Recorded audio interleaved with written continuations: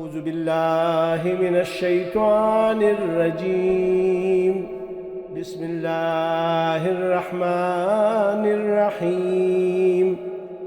ام لهم نصیب من الملک فاذا لا یأتون الناس نقیرا،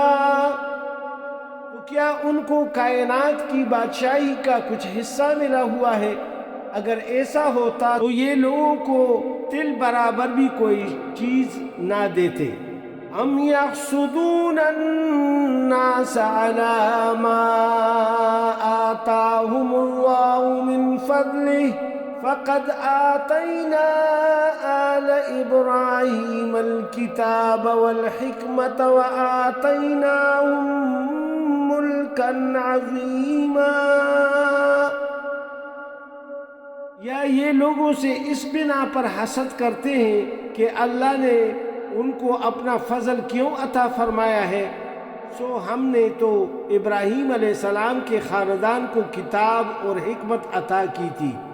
اور انہیں بڑی سلطنت دی تھی۔ فَمِنْهُمْ مَنْ آمَنَ بِهِ وَمِنْهُمْ مَنْ صَدَّ عَنْهُ وَكَفَى بِجَهَنَّمَ سَعِيرًا، چنانچہ ان میں سے کچھ ان پر ایمان لائے اور کچھ نے ان سے منہ موڑ لیا، اور جہنم ایک بھڑکتی آگ کی شکل میں ان کافروں کی خبر لینے کے لیے کافی ہے۔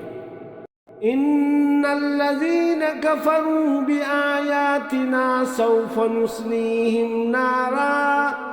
كلما نضجت جلودهم بدلناهم جلودا غيرها ليذوقوا العذاب إن الله كان عزيزا حكيما، بے شک جن لوگوں نے ہماری آیتوں سے انکار کیا ہے ہم انہیں آگ میں داخل کریں گے، جب بھی ان کی کھالیں جل جل کر پک جائیں گی تو ہم انہیں ان کے بدلے دوسری کالیں دے دیں گے تاکہ وہ عذاب کا مزہ چکھیں۔ بے شک اللہ صاحب اقتدار بھی ہے اور صاحب حکمت بھی ہے۔ والذین آمنوا وعملوا الصالحات سندخلهم جنات تجری من تحتها الأنهار خالدين فيها أبدا لهم فيها أزواج مطهرة وندخلهم ظلا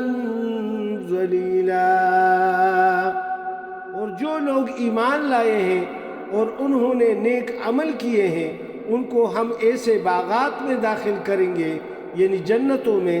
جن کے نیچے نہریں بہتی ہوں گی، جن میں وہ ہمیشہ ہمیشہ رہیں گے، وہاں ان کے لیے پاکیزہ بیویاں ہوں گی اور ہمیں انہیں گنی چھاؤں میں داخل کریں گے۔